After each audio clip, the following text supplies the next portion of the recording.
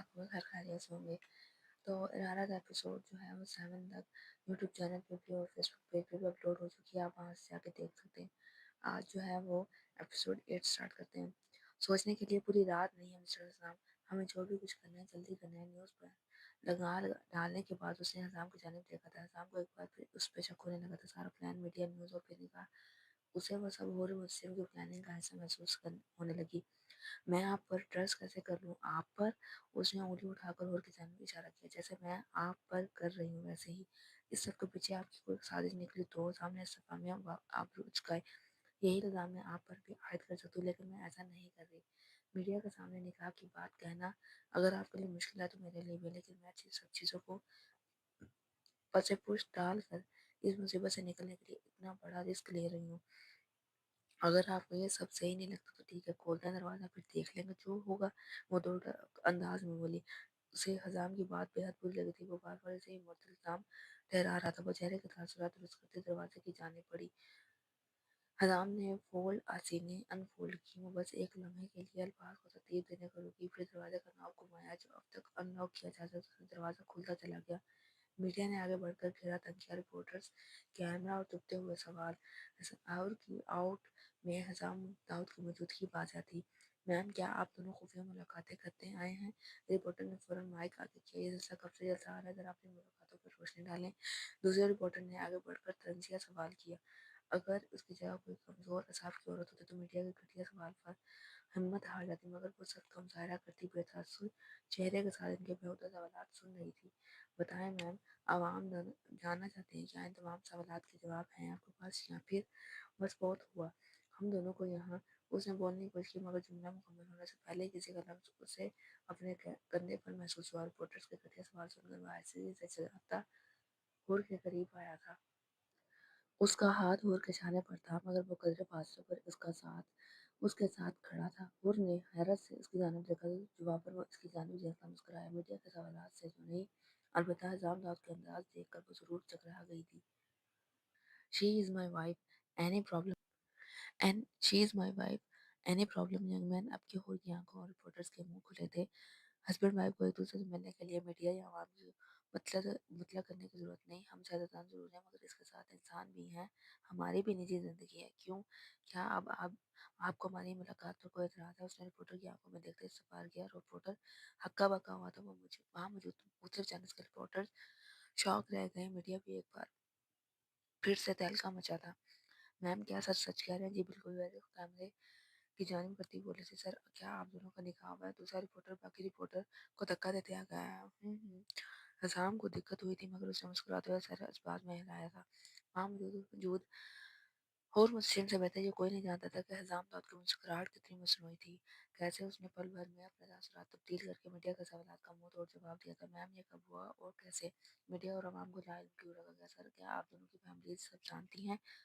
फिलहाल हम मजीद किसी सवाल का जवाब नहीं देंगे। हजाम ने टाला, मगर सर हम जल्द ही प्रेस कॉन्फ्रेंस अरेंज करेंगे। अब के होर ने जवाब दिया। सर प्लीज सर, कुछ तो बताएं, ये इतनी बड़ी बात है, आप कैसे जा सकते हैं? हम दोनों को देर हो रही है। बाकी जवाब बाद में। उसने साहब को टालते हुए की जानिब देखा। चले में एक बार फिर मुस्कुराते हुए पूछा, जैसे कोई फरमाबरदार शौहर अपनी बीवी से इजाजत तलब कर रहा हो। उसके लहजे, अंदाज और लबों की मुस्कुराहट देखकर और अशश कर उठी थी। कितनी अच्छी अदाकारी करता है ये आदमी। अगर ये सादादान होने के बजाय वाकई अदाकार होता तो अब तक ऑस्कर अपने नाम कर चुका था। ये इतना घूर क्यों रही है? मुझे चल क्यों नहीं रही? अब तो मुस्कुरा मुस्कुरा के मेरे गाल भी दुखने लगे हैं। होर को वहीं साकित खड़ा देख कर उसने मुस्कुराते हुए दांत पीसे थे। चलें डियर भाई। उसने एक बार फिर होर की आंखों में देखते उसे मोहब्बत पाश लहजे में मुखातिब को। उफ उफ, ये आदमी हद ही कर दी। होर ने फौरन से निगाहों का जाविया बदला था। उसके साथ आगे बढ़ने कॉरिडोर में तेजी से आगे पीछे चलते हुए दोनों अब भी मीडिया और कैमरों के हिसार में थे। वो सब इन दोनों के साथ साथ भाग रहे थे। होटल से बाहर निकलकर मीडिया ने एक बार फिर उनको कवर किया था। सर प्लीज कुछ तो बताएं। नो कमेंट्स कहते ही हुजाम ने होर का हाथ थाम कर उसे लैम्बोर्गिनी में सवार होने का इशारा किया। होर ने सवालिया निगाहों से ऐसे देखा। वो क्यों उसे अपने साथ ले जा रहा था। जल्दी गाड़ी में बैठे, मिलाकर उसे बोलना पड़ा। गाड़ी में बैठे होर ने अपने गिरफ्त उसकी गिरफ्त से अपना हाथ आजाद करवाया था। यहाँ मीडिया नहीं है, होर ने जताया था। जानता हूँ, मुझे भी आपका हाथ पकड़ने का शौक नहीं, मजबूरी थी इसलिए। उसने टांग पर टांग चढ़ाते गर्दन घुमाई थी। गाड़ी होटल को पीछे छोड़ती आगे बढ़ रही थी। मुझे साथ चलने को क्यों तेवरी चढ़ाई? दिमाग खराब हो गया था इसलिए, उसने चिढ़ के कहा। یعنی مانتے ہیں کہ آپ کو کوئی سیریس دماغی مسئلہ ہے، آپ کے سامنے آبرو اس کیڑے سے گھورا تھا، آپ کا ساتھ کسی بھی انسان کا دماغی توازن ہلانے کے لیے کافی ہے۔ میں تو بس چپ۔ اس سے پہلے میں کچھ کہتی اظہار تنبیہ کیا، آپ کو ساتھ اس لیے لایا تاکہ میڈیا مزید کوئی سوال نہ کرے، ویسے بھی اگر ہم ایک ساتھ نہ آتے تو ہمارے کیے گئے ڈرامے کا وہیں پر دی اینڈ ہو جاتا، میڈیا کو شک ہو جاتا۔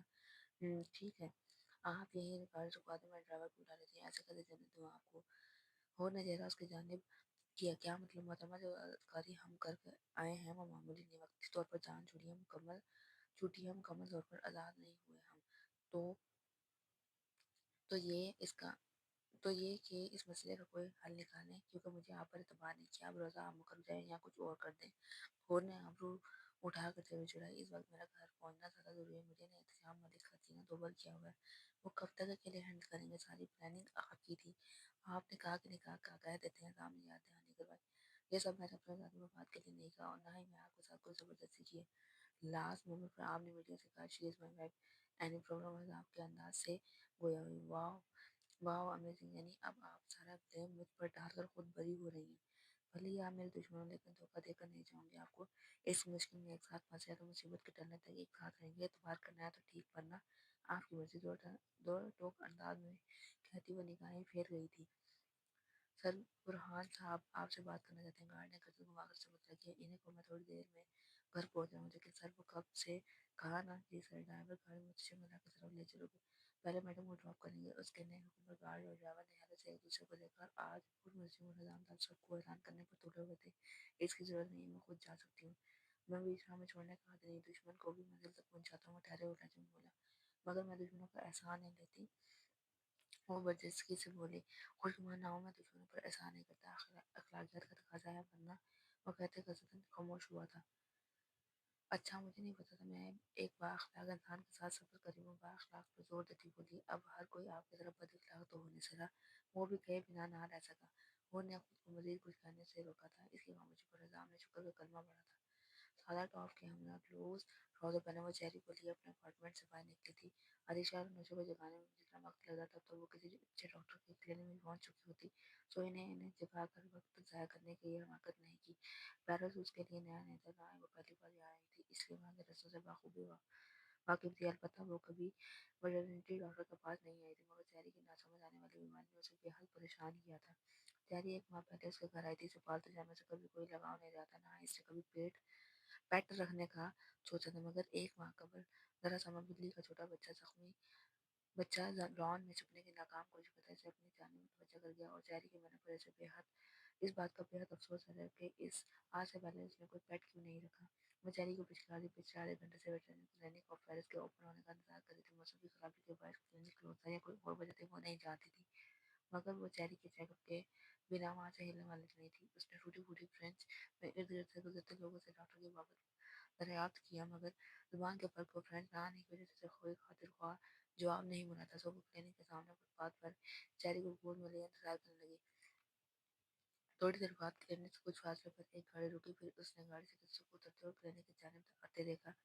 بس ایک لڑکا ہاتھ میں رنگ گھماتا کلینک کے دروازے کے سامنے رکا تھا، پھر وہ گلاس ڈور کھولتا اندر چلا گیا۔ اور بھی تیزی سے اس کے پیچھے آئی تھی بنجور خوش آمدید، ہلکے بھورے رنگ کے بال، سفید رنگت اور گہری سبزی مائل آنکھ والے اس لڑکے نے لبوں پر مسکا لیے خالص فرینچ لہجے میں اسے خوش آمدید کہا تھا۔ اس کے لب و لہجے نے اس کو ایک مرتبہ پھر پریشانی سے دو چار کیا۔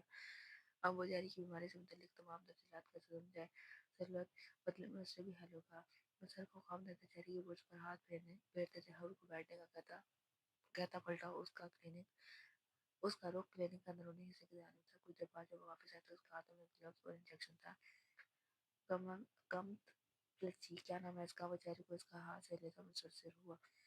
مجھے بہت زیادہ فرینچ نہیں آتی، کیا آپ انگلش جانتے؟ اس نے یکدم کھڑے ہو کر اپنا مسئلہ بیان کیا۔ بدلے میں ایک بار پھر سے مسکرایا، کیا تم یہاں کے رہائشی نہیں ہو؟ اس نے انگریزی میں سوال کیا۔ انہوں نے سکا سانس لیا اور سر نفی میں ہلایا۔ پاکستانی، وہ چہری کو دیکھتی ہوئی بولی، وہ سرجاوی ڈاکٹر کو گھور رہی تھی، تمہیں دیکھتے ہی مجھے اندازہ ہو گیا تھا تم یہاں سے نہیں ہو۔ کیسے؟ پیرس کی لڑکیاں خوش اخلاق اور باتوں نہیں ہوتی ہے، تم نہیں ہو، وہ دوستانہ انداز میں کہہ رہا تھا۔ چہری کافی دنوں سے کچھ کھا بھی نہیں، وہ بہت سست ہو گئی، کیا ہوا اسے؟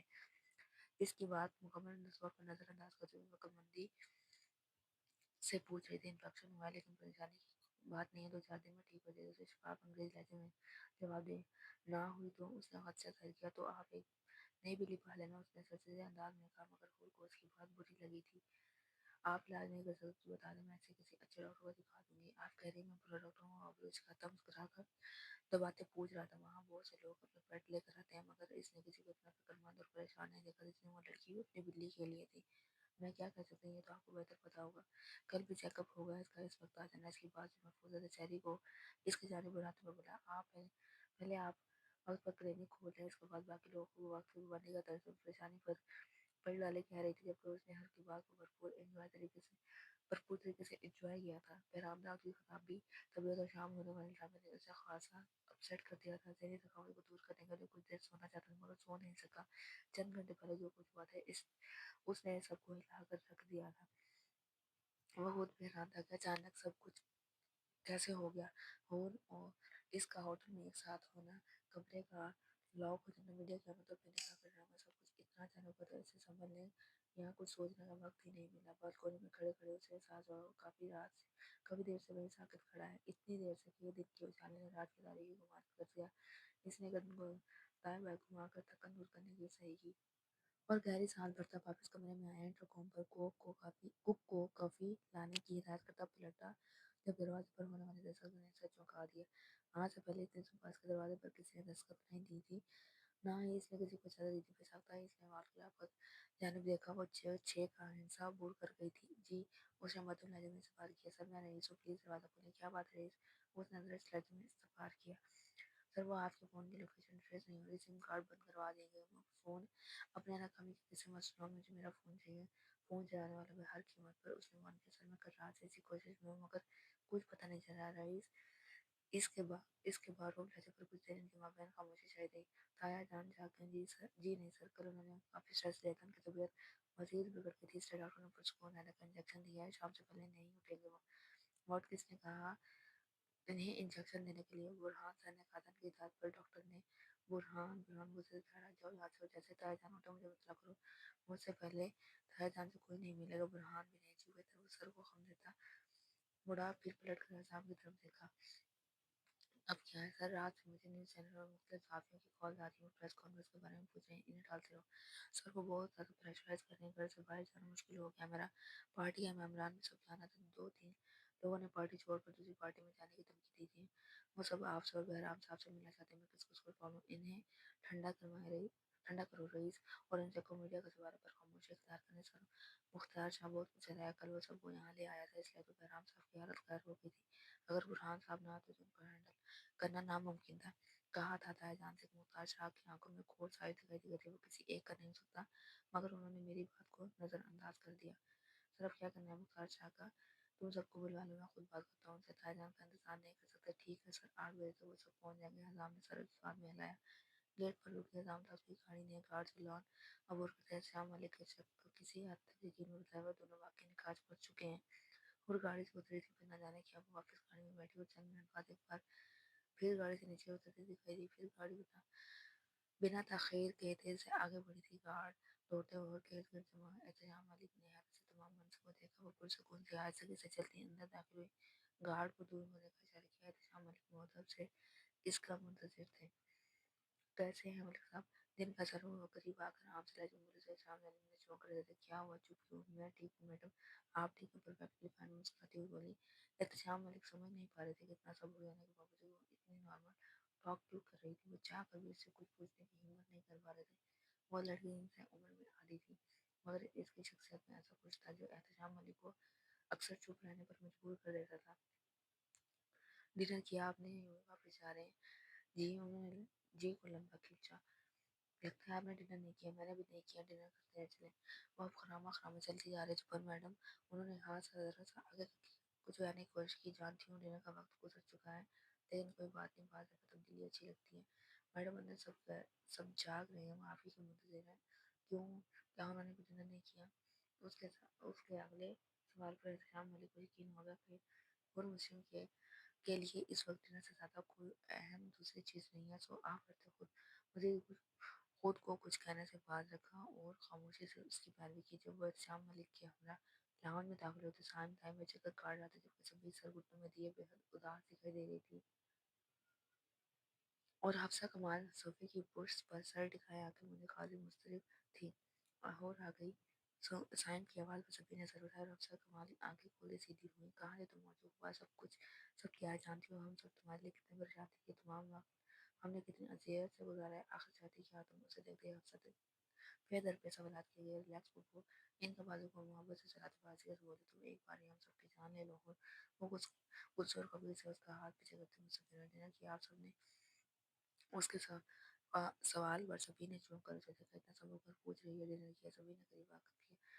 گلفشاں اس نے دور کھڑی گلفشاں کو پکارا جو ساکت سی ان سب کو دیکھ رہی تھی. گلفشاں اس کی خاموشی پر انہوں نے ایک بار پھر پکارا جی. نانی حال میں کھانا لگا اور کے کھانے پر سے حیراتی موڑی تھی مگر چلتے چلتے کئی بار موڑ موڑ کر اسے دیکھا ہے. حفصہ نے اسے بے حد حیرت سے دیکھا. تو تم ایسے بہیو کیوں کر رہی ہو؟ بتا کیوں نہیں رہی ہو جو ہوا ہے وہ کیوں ہوا ہے؟ اتنا سب ہو جانے کے بعد بھی تم نے کسی کو کچھ نہیں بتایا. یہ سب کرنے کی نوبت کیوں آئی ہی کیوں؟ پلیز وہ مجھ سے وہ سوال نہ کریں جو دنیا کر رہی ہے. اپنے اوپر اور پرائے میں کچھ سفر کرنے دیں. عام لوگوں کی طرح مجھے کٹہرے میں کھڑا نہ کریں کیونکہ میں نہ تو ملزم ہوں نہ مجرم. کٹہرے میں کھڑا نہیں کریں. جو ہوا ہے اس کی وجہ جاننا چاہتے ہیں. سچ کیا ہے جھوٹ کیا ہے؟ یہ سب ہوا کیسے اور کیوں؟ احتشام ملک بھی اس کے جواب کو مجھے کیا آپ کو مجھ پر اعتبار ہے پھپھو؟ یہ میرے سوال کا جواب نہیں ہے. یہی جواب ہے بتائیں اعتبار ہے یا نہیں ہے؟ مختصر جواب آیا. تو پھر اس وقت مجھ سے کوئی مزید سوال نہ کریں. یہ کیسی باتیں کر رہی ہوں؟ میرے اعتبار کرنے سے پوری دنیا کے لیے معتبر نہیں ہو جاؤ گی. تم میڈیا کو کیا جواب دو گی؟ یہ کہ مجھے ہور پر اعتبار اور آپ بھی اس پر اعتبار کر لیں اور ہم سے کچھ نہ پوچھیں. شام سے میڈیا نے جنہیں مال کیا ہوا پارٹی کا کھان الگ پریشان رہتے. شام صاحب جو اب جواب دے دے کر تھک گئے ہیں اور تم کہہ رہی ہو اعتبار کریں اور خاموش ہو جائیں. نانو آرام سے. سبھی نے پہلی بار اتنا غصہ میں نے کہا مجھے نہیں سے سمجھاؤ. میڈیا کو جواب میں خود دوں گی اور وہ جلد آپ کو بھی سب بتا دوں گا. ان کی آنکھوں میں دیکھتی تھی میں تسلی بخش لہجے میں بولی احتشام صاحب ڈنر کر کے جائے گا. صبح تم پپو کو لے کر چلو میں فریش ہو کر جوائن کرتی ہوں. اپنی کہہ کر وہ زینیں عبور کر گئی تھی جبکہ پیچھے موجود افراد نے اوجھل ہو جانے تک اسے دیکھا تھا. احتشام علی کو رخصت کرنے کے بعد وہ اکثر کمرے میں آئے تھے. انہوں نے اس کی آمد پر منہ پھیرا تو مسکراتے ان کے قریب ہوئے اور دونوں ہاتھ تھامے. جب آپ کو ناراض ہونا نہیں آتا تو نہ ہوا کریں. انہوں نے ہاتھ ہلانے کے صحیح کی. پھپھو محبت بھری خفگی سے بولی لوگ کہتے ہیں تم میری مانتی ہو مگر وہ یہ نہیں جانتے کہ تم اپنے سوا کسی کی نہیں مانتی نہ سنتی ہو. ایسا تو نہ کہیں اپنے علاوہ کسی کی اگر مانتی ہو تو آپ ہی ہیں. لوگ ہر بار غلط بھی نہیں ہوتے. وہ مسکراتے ہوئے بولی نکاح والا کیا معاملہ ہے؟ کس مشکل میں ہو تو مجھے بتاؤ. میں جانتی ہوں نیچے تم احتشام علی کی وجہ سے خاموشی لیکن اب تو بتا ہی سکتی ہوں نا. کچھ پل کی خاموشی کے بعد حفصہ نے کچھ کہا کتنے اچھے سے جانتے ہیں نا آپ مجھے اور آج تو متاثر کر دیا آپ نے. ہوٹ ٹالو مت اسے سچ بتاؤ. مجھ سے کیوں پوچھ رہے ہیں آپ؟ مجھے بتائیں کیا میں آپ سے خفیہ ملاقات کر سکتی ہوں یا پھر اس سیاستدان سے شادی کر سکتی ہوں جو میرا دشمن ہے؟ پھر انہوں نے سبامیہ اور برج کا تو سارے قصے سے انہیں آگاہ کیا تو وہ بولی تم دونوں اس سچویشن سے نکل تو آئے مگر اس کے کیا سائڈ افیکٹ ہو سکتے ہیں جانتی ہو؟ میڈیا کو خاموش کروانا اتنا آسان ہے. وہ معاملے کی تہہ تک جائیں گے اور اگر انہیں پتہ چل گیا کہ تم جھوٹ کہا ہے تو مزید مشکل ہو جائے گا. زیادہ بدنامی ہوگی جانتے ہو. لیکن اگر کوئی راستہ ہی نہیں تھا خیر کوئی نہ کوئی حل نکل آئے گا. آپ پریشان ہو اور کہیں کچھ ایسا تو نہیں ہے کہ یہ سب حسام داد نے کیا تمہیں ٹریپ کرنے کے لیے؟ مجھے ایسا نہیں لگتا پپا بلکہ کسی نے ہم دونوں کو ٹریپ کرنے کی کوشش کیا. یہ نکاح والی بات اپنے پلان کے رہ جانے پر وہ ضرور ہوا تھا. وہ اس نے سوچا بھی نہیں ہوگا کہ ہم ایسا کچھ کریں گے لیکن وہ اس نے اسی بات کا فائدہ اٹھایا تو پھر کیا ہوگا؟ ایسا تو میں کبھی نہیں ہونے دوں گی. وہ لہجے میں بولی سنبھل کر. اور سیاست خونی کھیلا اور مجھے تمہاری فکر رہتی ہے. انہوں نے خدشہ ظاہر کیا اور نے سر اسبات میں ہلایا. میں خیال رکھوں گی لیکن آپ سو جائیں. آدھی سے زیادہ رات گزر چکی ہے. وہ جانے کے لیے کھڑی ہوئی. حفصہ نے اس کا ہاتھ تھام کر اسے جانے سے روکا. اور نے سبامیہ اور برج کا احتشام علی کا اچھے انسان ہے. تم ان پر بھروسہ کر سکتی ہو. میں نے کب کہا وہ اچھے نہیں ہیں؟ تم کم از کم انہیں تو سب بتا دیتی. ہو سکتا ہے وہ کوئی بہتر حل نکال لیتے. یہ بات اتنی محدود ہے اتنا ہی بہتر ہے. میں جب تک یہ جان نہیں لیتی کہ ان سب کے پیچھے کس کا ہاتھ ہے تب تک کسی پر بھروسہ نہیں کر سکتی. اس لیے محتاط رہنا ضروری ہے. پارٹی کے دوارے انہوں نے سمجھتے ہوئے سر ہاں میں لایا. اب جاؤں جاؤ شب بخیر. تو یہ تھی آج کی ایپیسوڈ. امید ہے آپ کو ایپیسوڈ پسند آئی ہوگی. پریویس ایپیسوڈ بھی آپ کو پسند آئی ہوگی. پسند آئی ہو تو لائک کریں شیئر کریں سبسکرائب کریں اور بیل آئکن کے بٹن کو ضرور پریس کریں. کمنٹ میں اپنی رائے کا اظہار ضرور کیا کریں کہ کون سی لائن آپ کو جو ہے اس ناول کی اچھی لگی. اور اگلی ویڈیو میں ملاقات ہوگی. تب تک کے لیے اللہ حافظ.